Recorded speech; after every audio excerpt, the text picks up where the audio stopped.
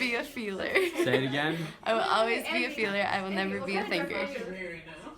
What's your name? Bergen said, I was born January 20th, 1999. I'm an Aquarius. How do I describe this? That's all I'm going to say. When I'm drunk, mentally and verbally.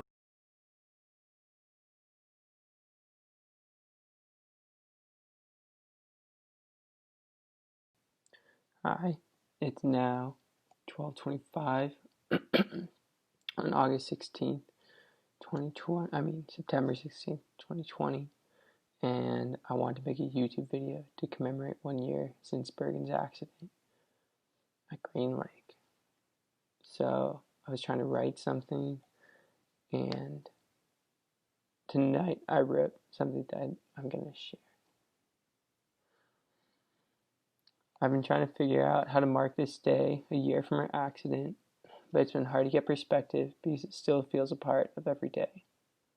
That feeling of something so impactful, part of everyday life, I feel has to be connected to the feeling like feeling like life every day has been harder to connect to.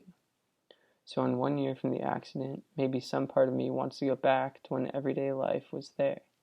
But the change from connecting to every day doesn't mean that I'm not here every day. Sometimes it feels like I'm thinking about the most unrelated things to what I'm doing, or the thoughts aren't the ones I used to like. But with big ideas dominating little moments, I've sort of had to relearn how to value a day. I'm probably more long-term positive and less engaged with what I feel are small things. But being engaged with the smaller things are sometimes meaning to be there for other people immediately. Figuring out how to do that, including myself, how to do that for myself, and still acknowledging the bigger picture feelings is something I work on a lot. I think the 1 year anniversary is its most valuable to me in marking a year, a big amount of time of living or thinking, feeling differently, with different priorities and expectations and reasonings and feelings. It's like I could zoom out on Google Maps from LA to neighborhoods, and the year apart gives me some perspective that doesn't detract from what these day-to-day thoughts and feelings that are actually my experience when it feels like the world is incomprehensible and big are, but lets me zoom out and back in to what I'm feeling every day and part of why. Where I am every day is a jumbled mix between big and small, and I probably end up acting on both. What to mark a year does for me is give perspective, like a lot of little things happened in the one little year. I think my favorite poem is about this, and it's about how a riverbed works. I love you, Bergen, and I'm going to read the poem, but I have to find it.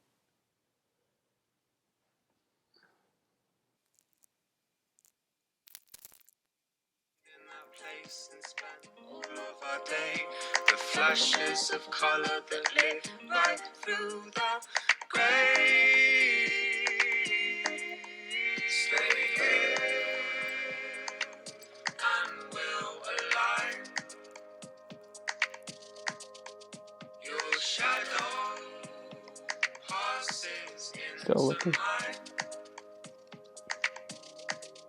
Stay here and we'll align.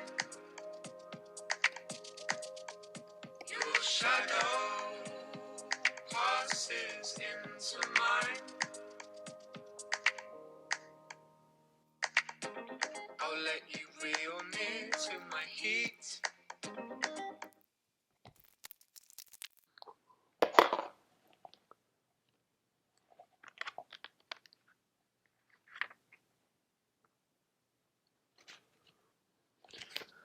This is my book from Rome.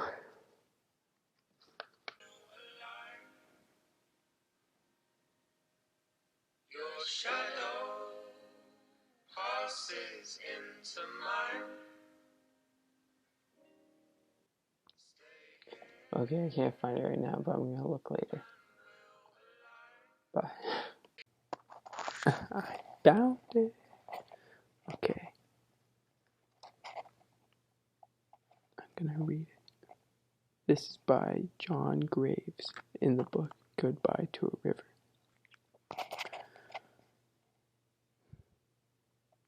A whole river is mountain country and hill country and flat country and swamp and delta country, is rock bottom and sand bottom and weed bottom and mud bottom, is blue, green, red, clear, brown, wide, narrow, fast, slow, clean, and filthy water, is all kinds of trees and grasses and all the breeds of animals and birds and men that pertain and have ever pertained to its changing shores, is 1,000 differing and not compatible things in between that point where enough of the highland drainlets have trickled together to form it, and the wide, flat, probably desolate place where it discharges itself into the salt of the sea.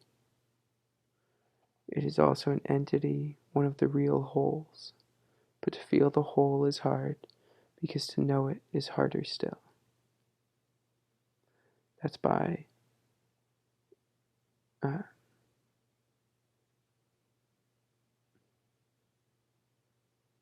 John Graves. Goodbye to a river. Okay. Yeah, that's how this year feels like. I love you, Bergen, and I'm really proud of everything you've done over the last year.